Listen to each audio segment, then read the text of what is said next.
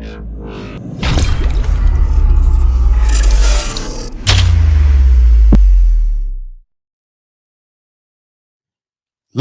from Harmonix Media Center, we got the Truth Podcast hosted by the Gen.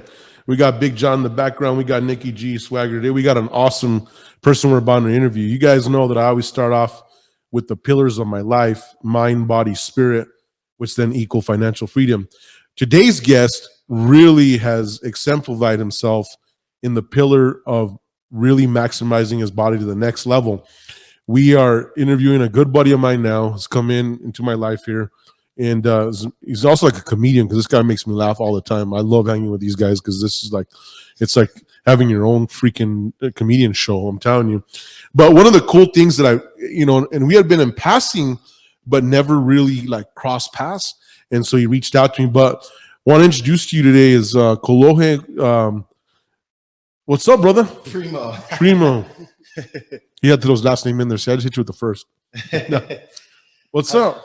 It's going good. I'm glad to be here. It's a nice place, but just ready to rock and roll with everything. I'm excited. So tell us, one of the things we want to go through is tell us a little about your life. Tell us a little bit what inspired you to get into fitness, and what was the driving force, and just kind of share with the crowd. So kind of tell us I call it the 100-foot view. Yeah. So how I got into fitness was, really started with doing special operations, having to be fit. So I was doing that, but it's a little bit different. It's like a functional fitness. It's not really like weight training and everything like that. So for me, it's just having like a goal and having something to chase, that constant chase. So back then it was, being physically fit for battle, but now it's more of like a challenge to myself for the mirror, always progressing. It gives me something to aim towards. So I have a target to always hit. And it just became something that I fell in love with. And so I started doing fitness, but I needed like a bigger goal, like an actual target. And that's when I started competing. And I started doing that back in 2017. And it's kind of funny how it all started, because it started with a challenge. My friends, I did business and stuff like that. I was pretty good financially with stocks and all the other stuff that I did. But my friends told me, you'll never go on stage. You're not like us. You can't go on stage. You're never going to compete. You're the only outcast. And I said, you know what? I'm going to go and do that. I said, give me 6 weeks. So I went and did my first show 6 weeks and didn't place. And I was a little bit frustrated. Honestly, I almost quit. And I thought to myself, and I said, Chloe, don't quit. There's another show the next week. And I readjusted the plan, because that plan didn't work. And that show, I got second in novice, fourth in the open. And that's kind of like when that fire just started in me, because I could actually see the reality coming to life. And that was my goal. My first show was like, I wanted to get a trophy. It didn't happen. Readjusted the game plan, and we got a trophy. And then from there, I just increased it, going for first place every single time, and then going to bigger shows. And so that's kind of how it all started with fitness. And then my coaches, they're pretty big coaches. And so I'd always look up to them. They were like my mentors in fitness. And one of them had like 10 magazine covers. So I was always talking with him about just branding yourself on social media and how to be successful as like a fitness influencer and social media influencer. So in that beginning, when you took that loss, a lot of people get knocked out and don't get up, and you're right there and you're like, I almost quit. What was the factor that got you up to say, I'm just going to push? Because I knew, like, for me, I'm just not a quitter. I remember going through special operations, and I've been through some tough stuff. And I was like, you know what? I'm like, if I'm going to quit the first time I fall, like, you're never really going to succeed at anything. Not many people succeed the first time they try. And so I just said, you know what? Just keep pushing. As long as you get better, you're on the right path. And so I said, this is the foundation. This is my start. It didn't happen this time. There's one next week. I changed up my diet a little bit to come in a little bit more fuller, and got second place in novice, fourth in open. And honestly, that was probably the best feeling in the world. I remember when I saw that, and I didn't think it was going to happen, but I knew that as long as I got closer, it kind of like opened my eyes to the reality of everything. So, but obviously going out in 6 weeks, you had a freaking phenomenal foundation. I mean, I have extensive experience in the fitness world, right? So you had been lifting for what, 2 years, 3 years before this? Yeah, so I was 27 at the time, and I've been lifting weights ever since I was 20 years old. Um, but it's very different. Like I was physically fit, but when it comes to bodybuilding, it's a little bit different because it's more like sculpting. Creating a body that they want to. The division that you compete in. I see a lot of people they get frustrated because they're wondering why they don't play so well because there's men's physique and then there's classic physique, or for women there's bikini and then wellness. And when you're competing, you got to look for what's being judged. Like what is that division judged for? And so I see a lot of people, they just go into a division because they want to be in that division, but their body doesn't fit that type. And so for me, it was kind of adjusting to the division that I was competing in and sculpting and shaping my body into what they desired. I like you said that. I tell people, we had this big talk. I spoke to about 35, 40 kids, mental health awareness. It was a big event we had like last Saturday. And one of my opening lines to them when I walked out, it's funny, I walked out to 50 Cent. I was so excited, right? And I had to get these guys just amped up. And I told them, your parents have lied to you. You are not able to do whatever you want. You have to have the capability. And I start off with, if you want to be an astronaut or an engineer and you suck at mathematics, you're probably not going to make it. Mm-hmm. Unless you're going to put that time and effort to get better. It's going to be a hell out there, right? And so I think what you just said pretty much solidifies what I've always talked about, right? The first thing I told those guys, I said my favorite sport of all time was basketball. But I knew there was no way in hell that I could go professional playing basketball. Yeah. Because there's only one Allen Iverson. You're fighting against the odds. But even you saying this, you know what the judges were looking for. You were setting yourself up to succeed based on the type of physique in that class. Yeah, and it's crazy because they have it like there's just being in the fitness world. I see it so much. They have the criteria laid out for you. And so it's like, but a lot of people have this image in their head of what they want to be, or they're like, I want to be classic physique, or I want to be this, instead of looking at it, okay, what does my body fit, and what criteria? Because you can always sculpt yourself and change things, and maybe you want to move up. Like I see a lot of people do men's physique and they'll go into classic physique, or I see women that'll go into bikini and now they're doing wellness. But my big thing is when I'm looking at stuff, and even just in the gym, you kind of have that goal where I'm like, okay, this is the division I'm going to be competing in. This is the criteria that they're looking for. And instead of going in the gym, I think the big difference for me, and when I tell anybody that's competing, probably the biggest thing for them to understand is there's a difference from, your diet and nutrition. There's a difference from going in there and lifting weights. And then the big thing that I'm big on is putting both of those, and then in turn making it where you're sculpting yourself, where your workouts are tailored to what you need to bring up, acknowledging your weaknesses so you can improve those, and not just thinking you're the best looking person on the planet, but you see, hey, I need to bring up my shoulders, or getting the feedback from the judges. Hey, they said to work on this, they said to work on that. And I don't care if I got to do 10 sets of, bench press or whatever it is, but I'm going to focus and nail those weaknesses hard. So I'm bringing up my weaknesses, and then maybe my strengths, you still want to work on them, but I don't want them to continue at the speed. I want everything to be balanced, right. So slow this down a little bit, maybe increase this. Bodybuilding is the only sport that you focus on your weaknesses, because you got to bring them up. Everything else you focus on your strengths, right? Because and it's so a different mindset. Would you say? So walk us through, like, so the listeners out there that don't know shit. So in the men's world, what's the first starting category?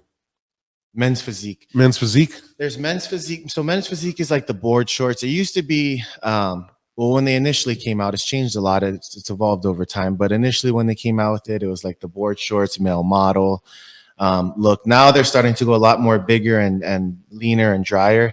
And then they have classic physique, which is more of like I would say the back in the day era, like the 70s and the 80s. They wanted like that Arnold look, where you're not like just some massive giant, but you still have that good symmetry, that nice shape, taper, but you're not wearing board shorts, so they're judging your legs, your quads, your calves. Everything just has to be symmetrical, balanced, but not overpowering. And then you have bodybuilding, where you're just a massive tank. So for me, it's like, I want to compete in, men's physique. I like men's physique for me. Classic physique is cool, but you just got to have that flow. There's something about it. It's like an art. And for me, maybe in the future, but I know where I stand, and I know that I'm not ready for that right now. Right. Even if I brought up my legs and everything, it's just posing you have no new poses, everything has to be on point if you want to do well. And so I stick with knowing my lane and what I'm good at. And so I focus on that and excelling in what I'm good at. That's good that you can look at yourself and do that. Do you think a lot of people that I see fail in life is that they don't want to look at reality? They don't want to face reality for what it is. Mm-hmm. And so they're bullshitting themselves, telling themselves, that's why I go back to my filter life story, right? And they're literally thinking that there's something that they're not, and the results ain't there. And it's like, when you look at that, you got to ask yourself, what am I actually doing? Am I going to just fail so many times that I'm just going to say, well, shit, there's nothing to go for? Or you're doing it. And so you can really apply. The reason I'm going through these questions is a lot of the listeners out there is bodybuilding for me was the first step for all my foundation of all my success.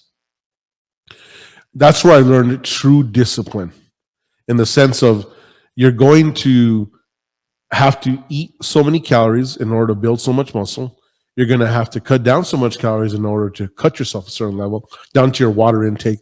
And it's really putting methodology behind the work, which is tough. But that's exactly what business is, right? Business is exactly like bodybuilding. Where am I going to put my efforts? Where am I going to cut back my efforts so that I can get my maximum profit? Or what am I going to do? Is my goal this year just to grow the company? And every dollar I put in goes into marketing to set me up for the next 3 years? Is my goal to just make maximum profit because I need to build capital? I need to build actual capital to have it. Is my goal because I need to get the next building or I need the next tools? Those are the strategic things that you do. And this is how you actually lay out a game plan when you're going to attack business, which most people don't know. I call it the art of war for business. What is the goal? Because if you just continue on an attack where you're going to get tired and you're not going to get the results you want. Everything has to come like a season, right? There's a season for summer, there's winter, there's spring, fall. It's what are you doing to maximize those seasons? So do you take any time off, or do you just kind of what's your kind of workout schedule? So when I'm getting ready for a show, it's pretty every day I'm doing my cardio, every day I'm doing my workouts. It gets a little more intense as I start to get closer to a show. But right now I guess you could say it's your off season.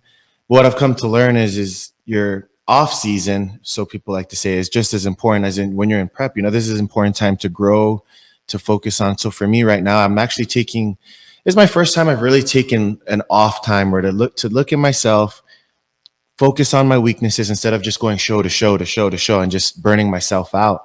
I think I got really burnt out, and then I noticed my drive wasn't as much. And I was giving 60 to 80% effort because I know I could win a local show, just giving that, which it's the knowledge of knowing my body. So I could just, I know I could get away with other meals, or I know my frame that I've created, just the V taper and the shape, I could pretty much swing a win alone. But I knew if I wanted to get to that next level, it's going to take 100%. And I said, if I'm going to do anything, what am I doing it for?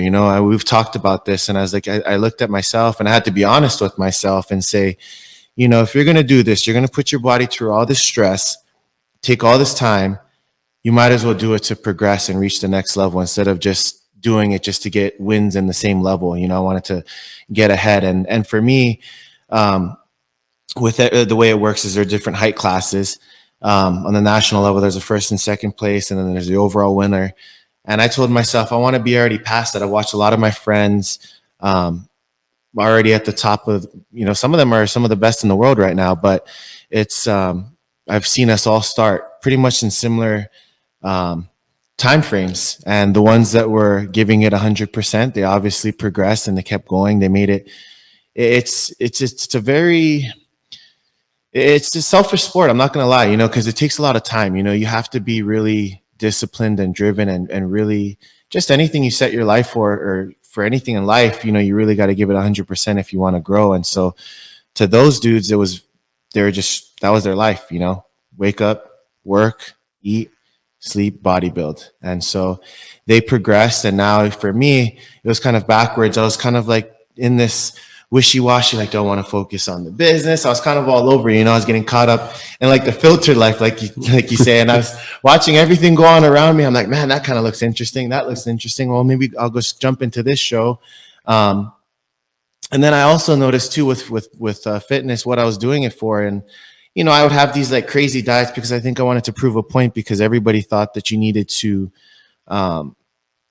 be on this chicken and broccoli diet to be able to win shows or lean out. So I would go and purposely go out to restaurants and do this. And my big thing is when you're knowledgeable, you can do things, you can still lean out or have the body you want. You may not be stage ready, but you could still live a healthy, balanced life, and you don't have to have a boring, diet plan. Well, I've seen you eat, so I'm gonna tell you right now, I've seen this guy. He cannot eat the general 2.5 times. Just so you know. I've seen him go, and so what's cool about that is that's what I'm saying is really knowing and identifying who you are, right? Mm-hmm. So like I sent you some pictures yesterday, right? And I sent you some pictures of the general. I said, look, you know what's my goal? And I said, my goal is I've been to the mountain, and so my goal is always to be, once you set your highest potential, you say, well, if I got to 90% of that, if I got to 80% of that, I'm going to be happy. Mm-hmm. Because at the end of the day, it's like even in business, you can't continue the assault. Like you just can't do it. There's empires have lost because of that. You can't continue conquering, right? And so you got to get to that moment and say, what do I want? For me, it's 10 to 12% body fat, right? That's as far as I want to go in my life, because I like to enjoy to eat. You invite me over and I go, I'm gonna hand me the big greasy bread. But I know, like you said, by knowing things, but then I'm also gonna go in and I'm gonna spar with my boy Ray and just burn a shitload. So I know different tricks myself. Like Nikki, I freak you out all the time because I come in and change my physique like within 4 weeks, right? It's instant. I right away tell him, what have you been doing? Because I think everything you do, it's such a controlled thing that he has on his body that he has the ability to completely transform quick. Mm-hmm. And I've seen it with my own eyes. And he tries to get away with it, but I'm like, what have you been doing? Because he's a man that works in silence like no other. I tell him all the time, I'm in your everyday life and I have no idea what you're doing.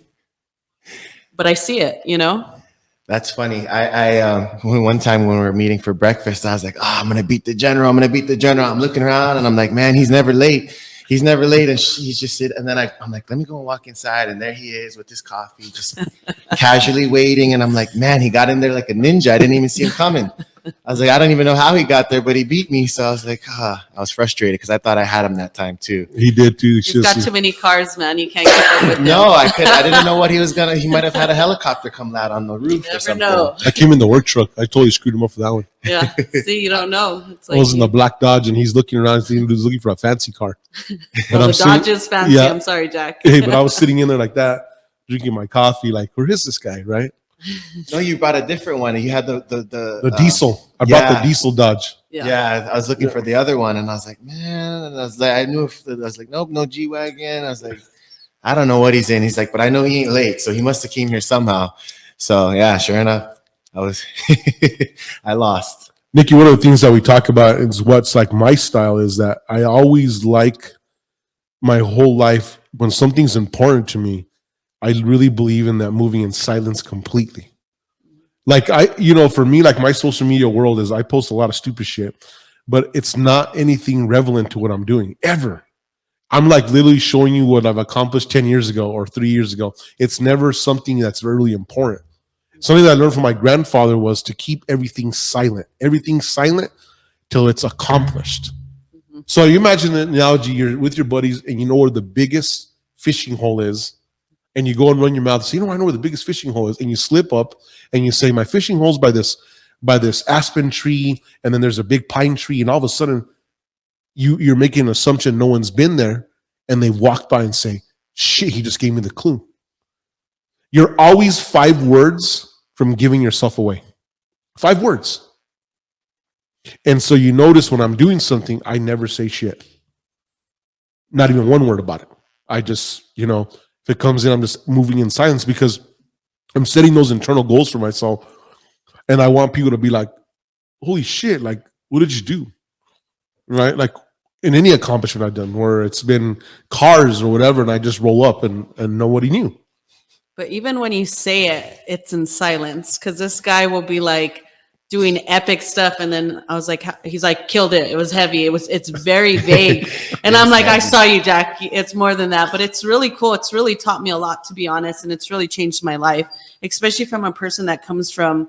My voice was like my way to make it out of where I grew up, and my voice was my way to get through doors, and it also was my curse. It's got me in a lot of trouble and stuff like that, and like this is something that he's constantly pounding into me. And then I noticed myself, like I was amongst some people and some investors, and I was like watching them, and instead of trying to be in like the limelight with them, I just observed, and I'm like, wow, what a powerful movement, because then I became like a silent killer rather than like this is me up front, raw and center, which got me places to a certain point, but it never surpassed that, you know? And that's just like the biggest accomplishment, you know, that I've learned from Jack. And he's consistent. Like if he comes back and I'm like, teach me something, he's like, work in silence. And it keeps coming back, but it's so good because I haven't learned it. Cause there's times where I can feel myself like, you know, because I'm such a talkative person that it could be poison, you know? And then I look at people now and I'm like, you know, even with my photography, I learned to not even say what the hell I'm doing, because then people, next thing you know, I see people shooting where the only place I used to be the only photographer shooting there.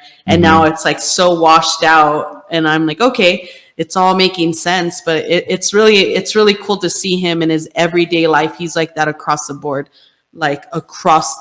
and consistent, you know, and it's powerful.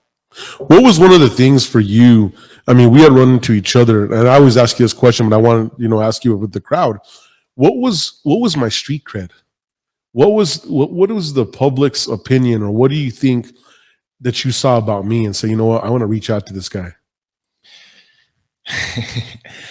I think a lot of people are intimidated, but there's people, they always have that assumption until people really get to know people. I know that it was always good things that I've heard. It was never bad.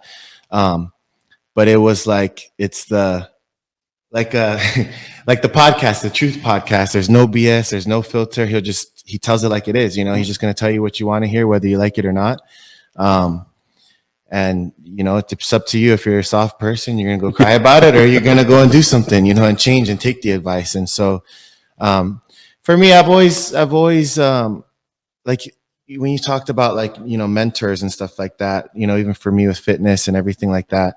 When I reached out, I was a little nervous because I wasn't sure the reaction I would get back, but I knew that if there's somebody that's worth listening to, it was definitely you. And the thing is, like when I looked at it, it's just the credibility, it's like, is this person just talking about it, or is he actually the real deal? But I've known, because I've actually done research. I always research people, kind of like how you're talking the silent killer. Like my biggest thing is when I learn the most is when I was just a listener, observant, just kind of listening and taking in. And you always see who's talking the most, or who's kind of maybe giving out some stuff here and there. But for me, I always like to listen, especially when me and you met. I knew I was just be a sponge, don't try to, know your place, and just keep it 100%, like you always say, the truth podcast. But it's, for me, it was, there was just so much value. I didn't even want to talk. I just wanted to listen. I was just like, tell me another good story, I think one of the things I respected about you is like what you said right there. You knew where you were coming, and you came, and you weren't trying to, I call the mirror effect. Like I've sat with other whales that have been bigger than me in my life, especially when I'm in my mid, when I was about 25, 26, 27. And one of the things I learned was to know my place. And I think what happens sometimes is, my grandpa would say, is we open our mouth too much and we kill our opportunity. And that individual might want to give you something, but then you're just trying to be a know-it-all or talking shit, and you really haven't barely wiped your ass in life. And all of a sudden that individual decides, you know what, you already know enough. I'm going to stop right there. And you don't even know you lost the opportunity. And I think that's one thing that stood out about me when I met with you, is that you were like, hey, you know what? And you even said it. It's like you verbally processed it. And you're like, you know what? I'm nowhere where you're at, but this is what I would like to learn. And I was like, I can respect that. Okay, I can respect that. This guy's doing some great shit. He's in here and he wants to go to here. And I said, well, this is the focus. And I think ultimately And then you retain stuff, even down to the stories I gave you. Like, you know, I got so many metaphors in life, right? That's how I like to talk in third tense, right? And I think that you taking that, you were like, you would just like your light bulb would go off, and you're like, oh, I could use that, or you were processing stuff. And I think that's one thing that I really liked about you. And this is what I like when anyone that I take in my camp. This is when I hammer Nikki a lot. Nikki's freaking awesome, but I'll be like, you're talking too much. You're talking too much, Nikki. You're talking too much. But I tend to have a little more patience when it comes with girls, right? Versus guys. If you're Nikki and you're again the guy version, you're getting kicked out of the camp. But I knew that she brought value. So I was like, okay. But then the other thing is when she was really in tune with yourself, you brought this like tremendous, like wise words. So it was a very conflicting thing for me, right? And I said, okay, I got to dig deeper. I got to start breaking up the layers to see what it is. And it turned out to be awesome. And so I really realized with individuals is what's your motivator. A lot of people out there, because of social media, think that money's the motivator. And it's really not. Mm-hmm. Like when you really look at the percentage, it's really not. And I think, and you tell me, Nikki, you always talking full of shit or not, because that's what I like, is I think for you, you just wanted to be part of a camp. You wanted to be treated fairly. And you just wanted to know that the floor you're standing on is concrete. Like it wasn't going to shift. Like no matter what we had, like nothing shifted on you. Where you'd be all freaked out. And I'd be like, you don't have to give me the sauce. Enough sauce. Where's the pasta? Right? Because I'm a very grounded individual. This is why I made this table to be solid granite. This represents my personality and who I am. This is over 2,000 pounds. You ain't moving this shit. And it's going to take a lot to move this. It's going to take a lot to scratch it. It's going to like to anything. And that's who I am for the community. That's why I mentor children. That's why I'm Los Ojos, is that I just stay calm the whole way. Nothing can throw me off. Like I'm not, when people really get to know my solid personality and we're out, is I'm just pretty calm. You know, that's why most people get along with me right away. You're expecting a whole lot of sauce and there's no sauce. I think you even saw that, Nikki, where you were like, holy shit, I'm not getting too many words out of him, right? Absolutely. And it's been so consistent. You know, I've been in the camp over a year and he would tell me these things, but I think because of everything in life, I've had dream jobs, I've been in good places, but nothing was like a solid foundation. Mm-hmm. And then here's this guy, like, he's like, I always show up, you know, and it's true. Like this guy is the most consistent thing I've ever experienced in my life because he's like that. Like whether we're at a job site and shit hits the fan, it doesn't feel like this because he harnesses such an energy that everything remains calm. So then everybody kind of remains calm. And it's the coolest thing to see. Like I couldn't imagine if I had him at a younger age in my life as a mentor and also as a sports coach, because he's such a good coach that it's incredible. Mm-hmm. You know, so I know what makes a good coach and what makes a good like mentor leader is knowing when to be a teacher and a student. And sometimes you can't tell what he's being. And it's the most powerful thing I've ever experienced. But as far as consistency, this guy is the most consistent creature with everything he does. Like everything's like a mathematical equation and there's no shortcuts. He always says there's nothing sexy about it. And it's really true, you know, like we can just accomplish such a massive goal or project, but it doesn't even feel that bad when you work with him. If he's not in the room, it kind of is like, oh man, this is a big, you know, hill to accomplish. But it's crazy when you see that, you know, even in fitness training, I have a lot of friends in fitness, and it's just the littlest things add up to the biggest results. And I think that's what makes him so powerful is his background in fitness training and bodybuilding. It started since a youth age, you know, just that consistency of small little steps. And me, I used to be like, I'm going to make monumental movements. And then I noticed that I skipped some steps and then I'm going backwards. And it was just like this weird cycle. But as far as like a solid foundation, like I think this table is such a true statement of Jack. And I got to know him on a business level, on a friendship level, on a mentor level. And it's just like, it's such a blessing to like know a human exists like that and not in like TV. In real life, because that's a big difference. People are so fake these days, and even social media. And you know, I always ask him when we go in the man cave, I'm like, how does it feel? Because at the end of the day, that's a feeling that he's harnessing. Materials is nothing. He harnessed like a limitless feeling, and a limitless like capability to accomplish anything. And I think everybody should at least feel that once in their life. Doesn't mean that I want to be like Jack. It doesn't want to mean like I want to be like you. I want to be the best version of myself and feel what limitless feels like, because it means differently across the board for us, you know? It's incredible. You know, it's crazy. We're going to start a new series, right, called The General's Wise Words. It's going to be a little different than the truth. And it's really me being interviewed and laying down stuff, but it brings something to me. And one of my last podcasts, I said, what really fuels me? I'm telling Carson, like, I don't know what the fuck fuels me right now. We're going through it. And I thought it was winning. But the crazy part is after I started talking and thinking in my mind, and, you know, and it's really more security. And so for me, when I feel secure in myself, in my health, in monetary gain, in my home or whatever, I'm very meticulous. So I'll give you an example. So our next door neighbors are called the lawn rangers. And, you know, you'd think, well, if these guys are in landscaping, the landscaping should be 1,000%, regardless if it's whose job or what. Nikki came out last weekend, she blew all the leaves, and I was like, okay. But as we first drive in, the trees and the weeds were to shit. It has nothing to do with harmonics. But it's visually impacting me every single day. So we came out on Saturday, right? And I pulled out my farm bus steel and I mauled all the trees down. In 55 minutes, I had completed what most people said we had been quoted 6 to 7 hours. I don't move fast. I just move consistent. And when I see a problem, I never look at it like it's a big issue. It's just one branch at a time. Moving the pitchfork one movement at a time. Going and opening the dumpster and make sure that it's open so you take the pile, you're not dropping on the floor. Very simplest movements, right? And when it's all said and done, I'm looking there and I'm thinking to myself, that's just how my mind works. It's nothing simple to it. Like I tell Nikki, there's nothing sexy to it. It ain't gonna be the shit, the lights, the stuff on social media. I can show that as the end result, but getting there is not like, doesn't look like that. When that picture came up of you right there, that moment of taking that photo, getting in that magazine, right? When you think about that, that's about 15 minutes or 30 minutes of glory. But how many hours did it really take to get there? No one talks about that. You know, it's funny because when I remember being there and we're at a muscle farm. It's like a private gym. There's a lot of celebrities there. There was actually the boy.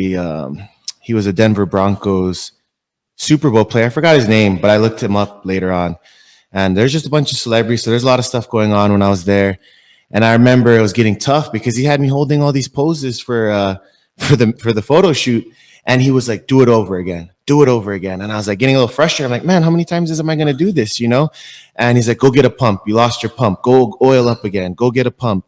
And it was all day long. And I remember though, the one thing that I remember him saying is he's like, do you want to make the magazine or do you not? And that was just played in my head every single time. And then obviously getting ready, getting up for it, because they only gave me 4 weeks. He's like, you got 4 weeks to lean out. And at first it was going to be like the 4-week shred thing. And I think it's crazy how things change. You just got to be ready to adapt. So I got there thinking I'm doing some 4-week shred plan. Then he's like, no. You know what? We actually like your taper.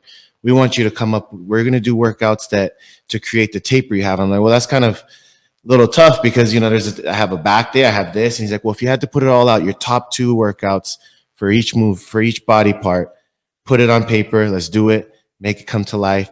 And, but yeah, I was tired. I'm like, you know, I depleted a little bit of water to be a little bit drier for that. I mean, I only had 4 weeks to get ready.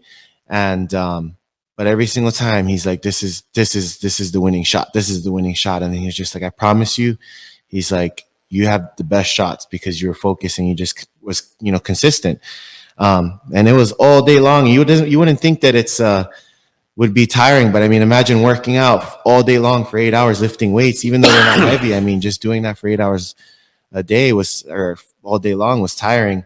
And it kind of makes me think though, when going back to that mentor thing, there's something I wanted to say because I was thinking about it because a lot of people, there's just so much, like you said, the filtered life online that you think about mentors and you think about people you look up to or you want to listen to. And one of the things that I look at is like, what's their motive? I was like, well, Jack has everything he could ever want. What's his motive? Why would he even want to sit down with me? He could charge, $5,000, $10,000, thousands of dollars just for me to sit down and meet with him. Why is he willing to sit down with me and just have breakfast, And so when I started to think about that, and I was like, Jack, just because I didn't know you on that personal level then. And when I was there, I was like, he just cares about helping people. His paycheck is seeing you progress in life, seeing you grow in life, seeing his words make a difference. And I remember one of the days that we left, and you're like, just remember this is always pass the words that I share with you. Keep passing it on, keep sharing that knowledge, keep giving back. And but it was just crazy because when we met, we sat there, and I made sure I was always. One time I was had a little bit. It of was a shitload late. Don't give me that strike. If you come like that, I'm gonna give you a roundhouse. So I made sure I was there early every single time. So I was a little frustrated with myself when he beat me because I was there 15 minutes early. I was looking around. I was like, yeah, I beat the gen. And I was like, it was like getting close to that time. I think we were meeting at like 7:30, and it was like 7:26. I'm like, I'm not going to be late, but if he beat me, okay, I can accept that, but I won't accept being late. And I walked in, and sure enough, he was in there. But it was just crazy how it all started and how we just started to talk. And it was really, you could just see, a lot of people, like I said, he's not charging anything. His motive is just, he truly cares about helping people, seeing them win. And it was crazy how fast our friendship grew from that. And all I wanted, it's a lot of people, like you said, know your place.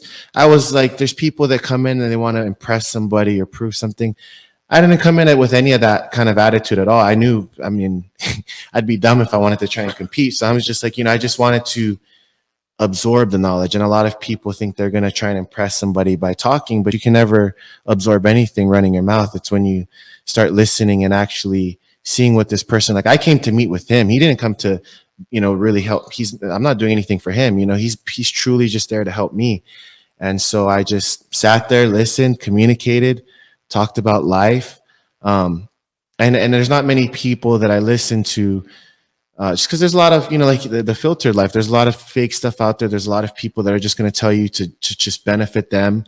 But I knew he was somebody that has everything he could ever want in life. And he was just truly there to help me. And I remember even one of the stories, I was like, you're talking about this guy wants the exotic car, man. I'm just care about getting my next tractor. That's to mow my lawn. That was the funniest thing. It cracked me up. But when I look at that stuff, and it's just like, it's somebody that's just going to tell me not only what I want to hear, but what I need to hear, but that always make sure if I'm falling off track, that's going to give me that kick and that push to. Let's talk a little bit about that when you asked me that. So, to kind of like give it light on that question, on that story. So I get individuals that hit me up and it's like, what's the next thing? Have you seen this? Have you seen that? And it's like, it's annoying for me, right? Because I could just be like, what? I don't want to have to hit you with my financial statement and crush your dreams. There's nothing really out there that I cannot buy, right? In which I don't even care. And so I'm in that moment. I think I was like, I told you this, I was in a moment of Zen. You know this, Nikki, you kind of came into my life, right? Where I was like, you're like, we're on the Lambos, we don't do this. And I've had that shit just parked sitting there. And I was like, no, I'm not really interested. And you're kind of looking like, what the hell happened to this guy? And so everyone's laughing their ass off. And, I'm like, I fired my lawn guys because they were fucking me over, bullshitting me. I was paying them way over the money. And I said, you know what? This is bullshit. So I've been pushing around this lawnmower my dad gave me. It's a Ryobi. It's worth the shit. I put $300 into it. And I'm thinking, why didn't I buy the right lawnmower? So I used to push mow that 2 acres in the front. Not the entire 2 acres, but the edging. Push mow, right? It'd take me about 3 hours. Brutal work. And then one day I'm thinking to myself, this is the stupidest thing. So you're not even practicing when you're preaching. You have all the money in the world, but you're not using the right tools. What the fuck are you doing with an old Ryobi lawnmower where the front comes off just because your dad gave it to you? That should be just for a small thing, right? Then I have this weed eater that shuts down every moment it overheats. And I said, this doesn't make any sense to me. So I jump in my truck and I roll down a steel and I get all the shit a commercial company would need immediate. And so I spend like, let's say $1,000. I'm going to talk in big money. So I'm thinking, this is the dumbest. How much time have I spent doing stupid shit? So then I'm like online, right? And I'm researching like a son of a bitch. And I'm like, what tractors? And I'm all confused. And so then this little Cub Cadet comes up. And so I go and get it. And so I should have get the 54-inch blade or the 42. So I go to 42. Don't ask me why I get the 42. but God's going to send me a message. So I get on my 42-inch tractor. I start going. It overheats and it fucking blows. And I can't believe it, right? Because it says it's 2 acres and above, and it blows. And so I'm like, oh no, this is fucking bullshit. So I have, you know the big old trailers we have at Harmonics. I don't have anything small. So I pull up in the trailer that does the skid steer. So everyone at the tractor store supplies that. Like, holy fuck, you pulled up in a semi truck with a little tiny tractor, right? That's all I got because I'm just frustrated at this point, and I can't get it to run. I'm like, this piece of shit. So I hook up the winch. The tires are locked up, and I'm like, the fuck's going on? So I literally drag it up the trailer, right? So I get there, and I'm like, you know what? I just bought this 2 days ago, and I live in Krause, and then the lady looks, and she's, nope, this is done. So it's in the midst of the pandemic, right? And she's like, well, there's no 42-inch tractors coming for this, but I mean, there's this one here. We'll give you all the credit, and the manager comes on. He's like, I know who you are. You do great stuff with the charity. Get the 54-inch blade one. So I'm in there like, why should I get in my mind, right? So I get the 54-inch blade one. I get home, I knock everything out an hour faster than the 42-inch blade. So I'm excited about life. I got the Cub Cadet, I got the steel. That goes back to my childhood where we didn't have all the tools, and my dad was like, just do with what you got. And I was like, I don't need to do this shit. And so I'm on my tractor, and so these guys are bombarding me. And I remember going to Cars and Coffee, and he's like, what's this? And I've made some big moves in cars that I don't like to tell people about because that's just not how it is. I'm like, and I really look him right in the face, and I said, at this point in my life, I said, I don't even really give a fuck what you're saying to me. The most excitement I have right now is that I got the 54-inch blade Cub Cadet, and you're wasting my time because I got to get the new attachment. But that was exactly how I felt. Like, you know what I'm trying to tell you? And so what I've learned in my life, kind of coming in a full circle, is that now I really value the simple things of life. And so then when talking to you, I was like, I can mentor this guy and show him that, you know what, you've done great things, but the simple things in life are going to make you happy. Like, people complain about doing yard work, but most people don't have a yard. People complain about doing housework. Most people don't have a house. People complain about cleaning their car. Most people wish they had the car you have. People are complaining to go to the gym. Some people can't walk. And so when I've always learned my life is that I'm always very thankful for everything in my life, period. And so I always go 1,000% because I'm like, how many people would wish to have this complex? So regardless if the land's not my land, I would have never thought I'm going to pull the fucking weeds because it's going to raise the vibration for everybody. And how much more time is it really going to cost me to go trim the neighbor's tree when I like to do that shit with my power saw? So it's crazy because people came there. I could tell everyone has cameras, and they came around and looking at me, and they're thinking, this fucking guy's trimming all our trees. But they're like, they turn around quickly because they think I'm going to say, hey, you want to chip into this? And I know that's why they drove away. Right? But I'm not going to ask you for that because I don't give a crap, right? I get it all done. And it's so funny because Brianna's dad, he's helping me. He just jumps in there. We start putting shit in the dumpster. And I'm looking at Cam, and I'm thinking, man, this man just works and gets shit done. And I like to be around calm people. And I'm not really a talker. That's what I think kills Nikki a lot when she's like, I'm not really a talker. And I even laugh with Kolohe because you guys are both talkers, but you guys have good souls. And so for me, when I sense that, I get excited, right? Like, we go to dinners and stuff, and it's hilarious. And it's crazy because I've become pretty close to you in a very short period of time. Mm-hmm. And I'm not a person who does that. Even with you, Nikki, like, people are like, how the fuck did Nikki get in his camp? And he's all close to the jet and all that. But I'll scold you. Like, I'll be like, no, that's bullshit. Because at the end of the day, that's what really drives me, is that I want you to be the better yourself, but I'm going to give it to you hard.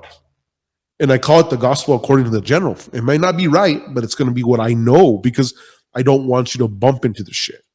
And the other thing is, people are out there listening. So many people give a shit about other people's opinions, and they're wasting their life because those fuckers ain't doing nothing for their lives. Right? You got a little puppy and someone's like, you know what? Your dog's ugly. Like, what does that fucking matter to you? But like, you really listen to that, right? And one of my, I was having lunch with one of my friends, and he says, one of the most outstanding things about you that I've never been able to understand, he's like, you're so witty when it comes to stupid shit. He's like, you'll just come out like, just chop someone down like witty. Like, he says, but when it's real, like intense shit, you'll just stay so calm and you don't strike. And he's like, he says, it's channeling the internal Jen. And so we're doing this big bank deal, right? This banker's a fucking prick. And he comes in and we're buying out this trailer park. And he comes to me and says, I need you in this deal. I said, sure. So we send the email. He comes all uppity. And the banker pretty much says, this deal's done if you can't get it done by Wednesday. So I sent an email and I said, look, I got brought in the 11th hour. And I promise you, when I say this is going to get done, it's going to get done. Long story short, he's still pressing. And I'm thinking, why does the banker give a fuck what the seller thinks? So in my mind, the spidey sense goes and says, there's more to this. The agent representing the seller is a really nice lady, just really awesome person in her emails. And she mentions God. And right away, I was like, I like this person. I'm like, okay, there's something about that I like this. And she's like, happy Thanksgiving, God bless. So it put me at ease. And so I sent her this email and I said, you know what? You may not know me from a can of paint, but I'm like Tom Brady. When I get on the field, know there's going to be a Super Bowl win. I said, second of all, I come from a ranching community. And when we give you a handshake, not if I don't meet that handshake and I fuck it up, it's not about messing my word. I'm messing generations of words that were set forth before me. My great-grandfather, my grandfather to me. I said, so I'm not going to give you guys the dollar value, but it was a big dollar value. I says, I am not going to fuck my name up over that dollar value. And she laughed and she sends me an email and says, most people are not like you. We're dealing with the whole bullshit. And so for me, I was very agitated because I don't like to be around that type of people, that bullshit. And so I think I told you this, Nikki, I came very frustrated one day. And I think as my childhood or my entire life, I've created this pretend life around me and I put myself in the bubble and I've realized that I'm around so much foolish shit people that I just decided to pretend that I wasn't in foolish shit people. So I created my own Beverly Hills in a shit show in my internal world. And this is why it says a lot about my personality, right? Dr. Perret told me once, he says, this is why you like high walls, steel gates, and you notice the compound. It's because I'm very closed off. But once you get in, it's a freaking Disneyland, right? But I don't want everybody in. You know, my mom used to tell me, Jack, you don't have to share all your toys. And so if you know me, I won't share shit. I don't give a damn. If I got I could have 10 cars. I'm not going to let you sit in my car or play with it, right? It's just things that I learned as a child because people don't respect it. Like you bring me your car, I'm never going to abuse it. I'm going to take care of it 10 times over. I have that internal just discipline to everything that I do. Someone brings me a tool, I break it, fuck, I'm buying you a new one, or it's going to be better than when you brought it to me. Michael Montoya one time lends me his truck. He said, holy shit, this is a work truck. He brought it back fully detailed. Because I didn't know if it was his guys or it was us. And I'm like, this is a shit show. I got to clean this truck out. And I gave it general status. You already know how I am, Nikki, right? The general status piece of it. And I think that is ultimately what I like to share with the listeners and with you guys is you guys are coming up to the game, all the potential in the world, but it doesn't matter what people think. You've already accomplished a shitload in fitness. Nikki's accomplished a shitload in being a photographer. John's accomplished a shit of being a coach, as a father. And so when people are out there trying to give their opinion in a negative way, I go back with my famous story. I said, if I kicked my chair back and I looked over at you, would I trade my fucking life for yours? No. And I think that's one thing I want to leave with you guys is that always remember that when someone's criticizing you, would you trade your life for theirs? Well, I ain't trading my life for theirs. I'm telling you that right now. But when you walk daily in yourself, just always be thankful for where you're at, period. Like where you're at, period. And I was telling, and it was weird, right? So as much as you channeled me to reach out to me, for the last 2 years, or like the last year, I would say, 2 years, last years, after 2020, I said, you know what, Jack, you've accomplished a thing. You need to go full circle. What do you want? And I said, you know what? I need to take my fitness game back to where I was. Because Nikki's going to do for me a 25 and a 45 picture, and it's going to look the same. And so I told him, that's when I sent you, right? I said, this is for accountability. So I said, what am I going to do? And so it's crazy. I said, I need to be around people that motivate me by the shit that they do. And this is how strong this is, right? So I'm in the event and you reach out to me 2 weeks after. Eli comes into my life by a total fucking fluke, right? And at this moment, I'm thinking, holy shit, here's two fitness phenoms in their own thing, and it's a motivation. And even with him, even with Eli, he freaks out and thinks, this fucking guy's like a machine, like the Terminator. I don't talk, right? I just go. And he's like, he's in there where I see him with his crew, and they're like kind of witty, but I have a very sharp edge to me, right? And my whole goal is I am never in an environment to make any friends. When the general walks in, he does not give two fucking cents if you like him or don't like him. I'm literally, when I go in, I'm like exactly like a program machine with one program only, is to get it done. And that's what makes me so deadly. But I realize from my childhood is that all the stupidity that I went through as a childhood, being let down, being bullied, all that crap has led me to who I am. But I haven't let those trauma bonds come into my daily life. And so I make excuses. I said, the fuck with that. I'm moving on.com. And I'm not going to let that hold me. You see what I'm trying to tell you? And I think that that's the stuff that what I see with the newer, I call it the new camp coming in my life, is that I want to be around people that have fire in their soul. I don't care about people that have accomplished anything and they have no fire in their soul. That's, you know what that is to me? That's a dead horse.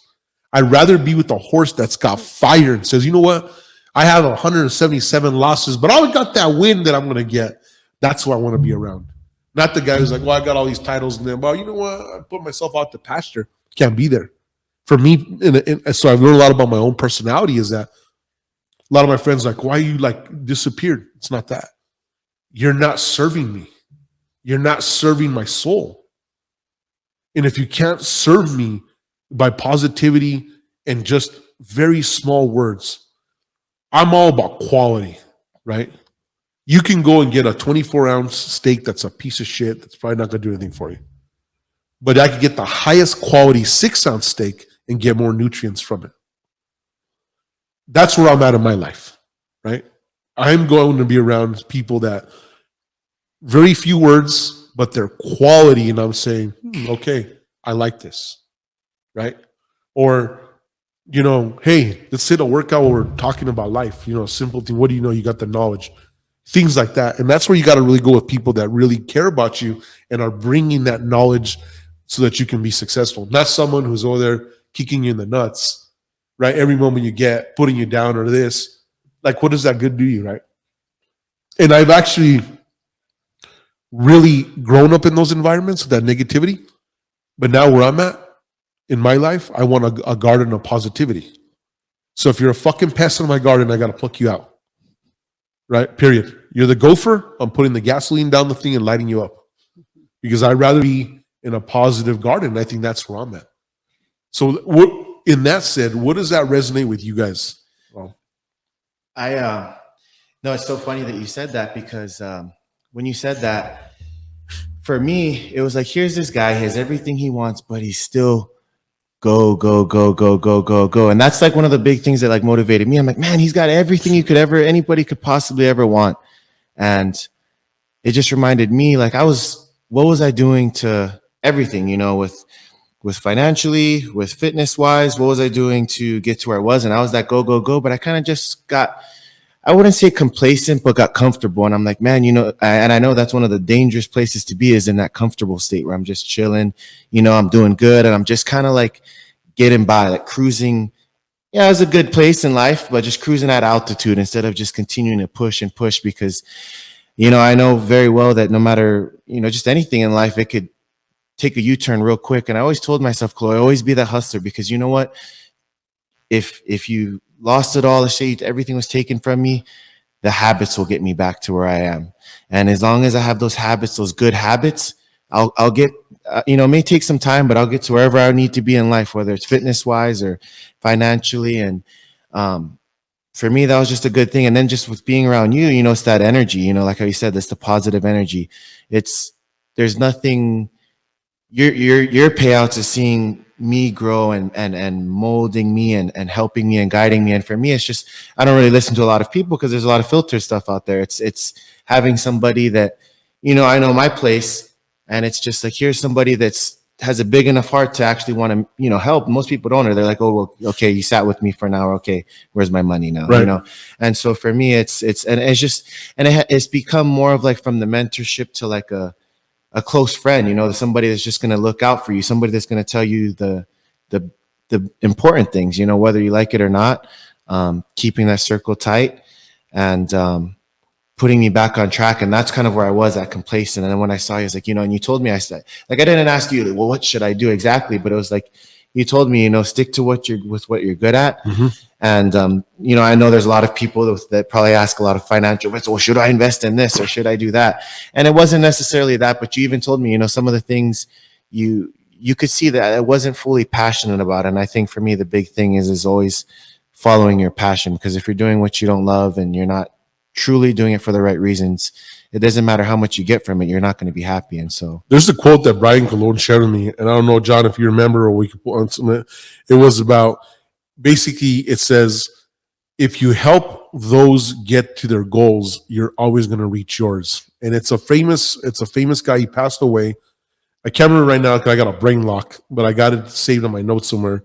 But it's an individual, and Brian always talks about that, and that's what I live by.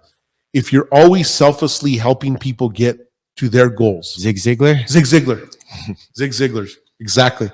And that's one thing that I think has been one of the things that I live by. When I heard that quote, I was like, well, that's what motivates me. Like, I never have an intention, right? I'm never like in my mind, like, okay, you son of a bitch, I think you're successful. You know, I think you could afford to, like, that doesn't come to my mind. And I think when people meet me, it blows their mind away when I'm just so laid back. Like, you know, there's no agenda. I am truly like a killer whale in the water. When they see a killer whale has actually like saved dolphins, they're like, well, that doesn't make any sense. It's only if I need to like attack, but you have to warrant it. It's not like me by nature. Like, that's not my nature. I'm kind of like hanging out like, hey, how's it going, guys? You know what I'm trying to tell you? And I think that's one of the things, one thing that you can be successful, you can gain everything in the world, but it doesn't mean that you cannot be kind. Mm-hmm. And being kind is the most powerful tool you could ever learn in your life. And that's what I try every single day, is to just stay kind, no matter what the situation is, because you don't want to blow your head. Because I am the firm believer, you know, things could come and things could go. But what I do want you guys to get out of this, and even the crowd, because a lot of people actually send me messages about this.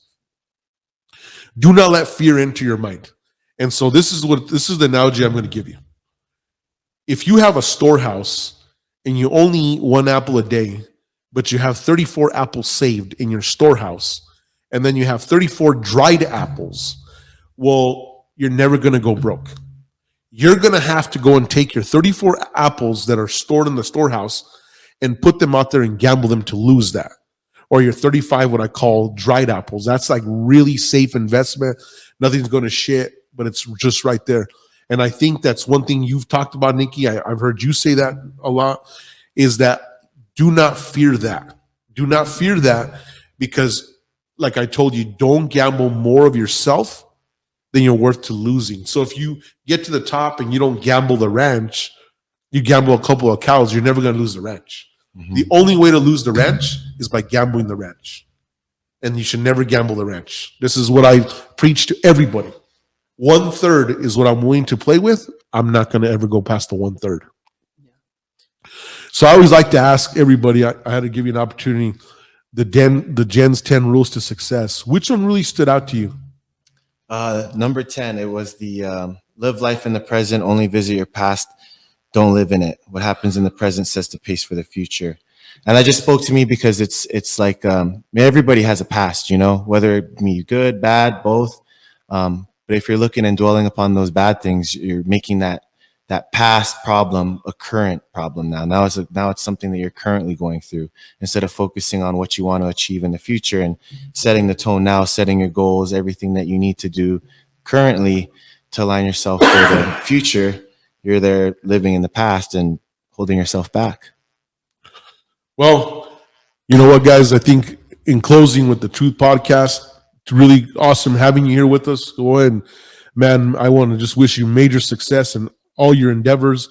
We're going to stay tuned to what you're doing in fitness and in business and stuff like that. A great guy to follow on Instagram. His Instagram handles the Fit Prodigy. And I think ultimately, in closing, is what I really want to touch is what you left out there is really living in the moment is really going to show your past, because if you're maximizing everything today, well, guess what? It's going to look for the future. So if you spend your time planting and sowing and planting and watering and sowing, you're going to get crops. And so therefore you don't got to worry about shit, right? So always stay on the positivity. Thank you for tuning in. The Truth Podcast. The Gen, we're out.